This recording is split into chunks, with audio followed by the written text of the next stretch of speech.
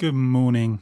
And I have to apologise again because my voice is not exactly 100% because just after shaking a cold, I came down with something else and now I have something called pharyngitis, which I'm taking antibiotics for.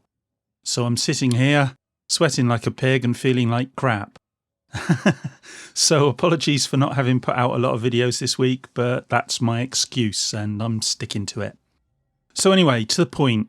Mario Kart's outselling Prey and sitting pretty on top of the UK charts. No. Sorry, not buying it. That's not to say Mario Kart isn't selling well, of course it is. Very well, actually.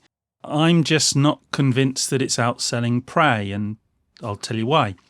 A few weeks ago we saw NPD revise its forecast for video games from sort of bleak, I suppose, to very good, and I'm paraphrasing, but that's basically the gist of it. And what led to this change? Well, revised figures for digital sales of games, which they'd previously had to estimate. And surprise, surprise, it turns out that they were getting the estimates very wrong, and digital sales were and are massively more buoyant than they thought, which frankly I could have told them. I'm not going to go into any details about that here though, but if you're interested I will put a link in the description, and I think it was Pretty Good Gaming did a good video about it as well, and I'll put a link into that in the description as well. Needless to say though, digital video game sales are far higher than previously thought. But you might be asking, what's this got to do with Mario outselling Prey? Well, it's pretty simple I think. Basically, if you look at the charts carefully, you'll notice one thing, and that is that they are referring to physical sales only. And I could be wrong, but I think that's going to skew the charts heavily in Mario Kart's favour. And I think there are two obvious reasons for this, but there are some others as well. First off, most copies of Mario Kart sold are likely to be physical. There will of course be digital sales, but any Switch owner knows how limited storage is on the Switch, and it makes sense to go and buy the game cartridge. These days I tend to buy, I suppose, about 50-50 of my games on physical and on digital. So, you know, half my games are physical, half my games are digital. But where the Switch is concerned, I will be buying most of my games on cartridge, and the reason for that is, like I say, lack of storage space.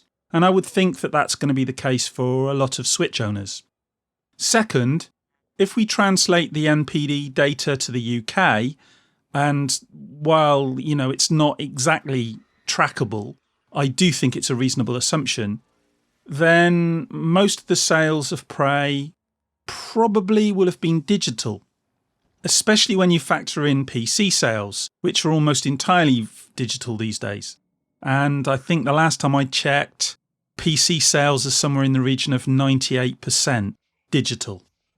I actually bought Prey myself on PC from Steam, and that's where most people get their games these days. And the PC sales become even more of a factor when you realise that Prey on PC runs like a dream, which is precisely why I, and many others I suspect, bought the game on that platform. So that's going to skew the sales figures. I'm pretty certain you can see that. It's pretty easy to see.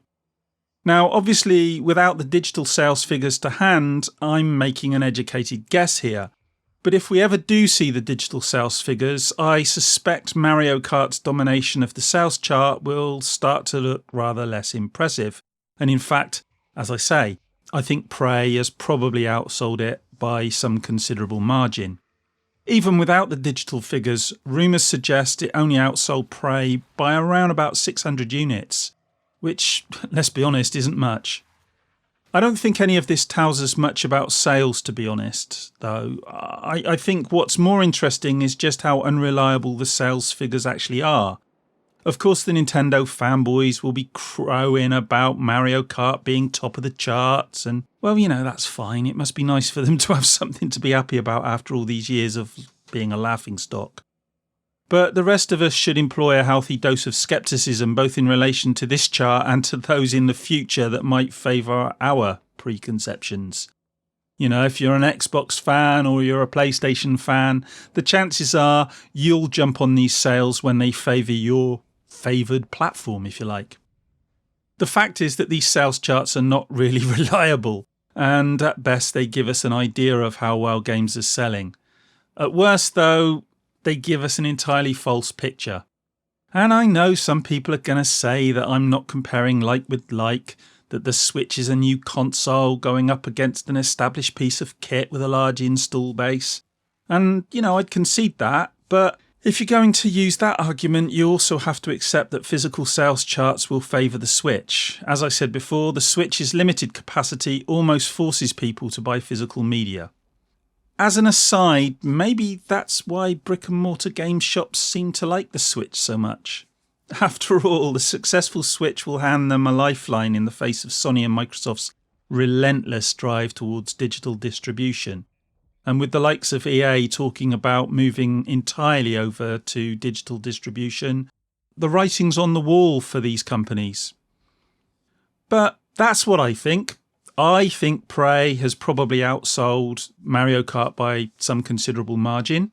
I don't actually think that's a huge deal because Mario Kart is actually selling pretty well. So I think if you're a Switch owner and you're a fan of Nintendo, I don't think you've got much to worry about. But by the same token, I don't think you should be crowing about it outselling Prey because, frankly, I don't think that's the case at all. But what do you guys think? Do you trust these figures? Or are you like me, wary of the numbers? Let me know in the comments, and as ever, we'll have a chat about it. And in the meantime, I'm going to continue drinking a cup of tea because I've got one here in front of me, and go and rest my voice because it's feeling rather nasty at the moment. And I'll speak to you in the next one.